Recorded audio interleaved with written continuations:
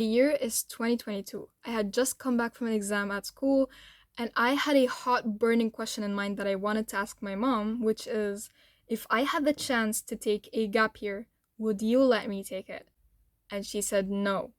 I got so frustrated and pressed over her answer, even though I had no intentions behind that question and I wasn't planning on taking a gap year. When we were preparing for that exam during that day, I was talking to some people I knew, and one of the girls had planned on going into a gap year after high school, and her mom was completely against it. So I wanted to see how my mom would respond to this question, and her answer was not something I expected, to say the least. But for some reason, I had just started arguing with my mom, and we entered this long conversation on why she thinks her opinion is right and why I think my opinion is right, for absolutely no reason, because I was just hard headed.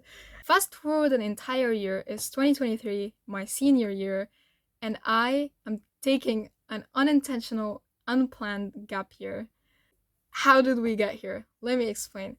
I had already planned with my parents that I wouldn't be going to school during my senior year just because I need a single A level subject, and our school was giving us three, so it would be a waste of money, time, and effort for absolutely no reason. I had to do what I didn't want to do, which is to sit home for my last year of high school being alone. All alone. I would spend the senior year homeschooling myself. But then, during this summer vacation, I decided why not finish this subject right now. So I started self-teaching myself the subject, and I took the subject this October, and I realized I was left with all of this time to do whatever I want, which is the essence of a gap year, quite literally. The reason I cannot go to university even though I got done during October is because the results come out during June, which is like 3 or 4 months later. So I just had to wait it out. I never wanted my senior year to play out this way, for the simple fact that I wanted to have my senior year experience in school and not at home. And the only thing that was actually gonna make me kind of tolerate this is distracting myself with studying that subject. But now I was done with the subject, so I was technically done with my senior year and was left with a gap year instead. So, you know how when you're like a kid, you'd look at your seniors and you'd say, oh my god, I have to do like 700 more years of school to get to this point. Like, wow, I cannot imagine myself being there, dreaming of being a senior and experiencing that, you know, high school life, all that stuff. I had a romanticized image. I think the biggest issue I have is the fact that I am not going to be able to see my friends. I'm not going to be able to just be at school, which is what a senior year is. About 2 months have passed ever since I started this gap year, and I just come to terms with it. I've come to terms with the fact that I cannot change this. I cannot go to school, and I cannot have this romanticized experience of my senior year that I know is not the way I imagine. My friends are currently taking three A level subjects. To be honest, I don't think I have the energy, and I don't want to put all this effort into three A level subjects for absolutely no reason. I know it's not all just like fun and games, it's also studying a lot and getting a lot of mental breakdowns. And to be honest, this gap year is a blessing. Having all of this time, having 7 months left to do whatever I want is a blessing. Even if I couldn't see it for a big portion of my time, I see it now. And one thing my mom keeps telling me is ربنا بيدي كل واحد رزقه. This was my portion.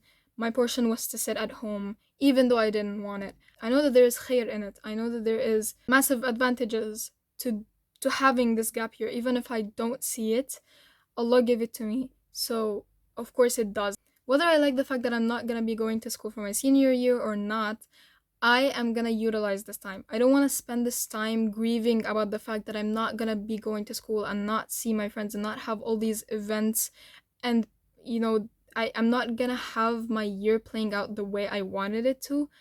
I am gonna utilize this time. Another way to think about it is a preparation stage for my next stage in life, which is university. I'm gonna be going to Egypt, which is a country that I only really go to during summer vacation. And during summer vacation, I only get to sit at home and do nothing. I'm sort of preparing myself for that period of time, taking rest, improving myself, improving the way I act with others and communicate with people, learning basic life skills like cooking and taking care of my house environment, and actually building your character and resting and doing stuff that you actually enjoy and learning new skills and hobbies is way better than spending it studying all the time.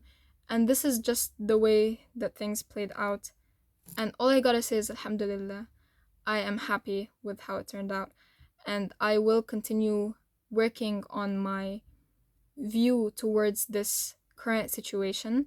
It's a never ending cycle. I sometimes do go back to thinking really negatively about it. It is really tough when I get to see others having fun at school with their friends, communicating, and doing all the stuff that I cannot do currently. It's very tough and it's very sad sometimes.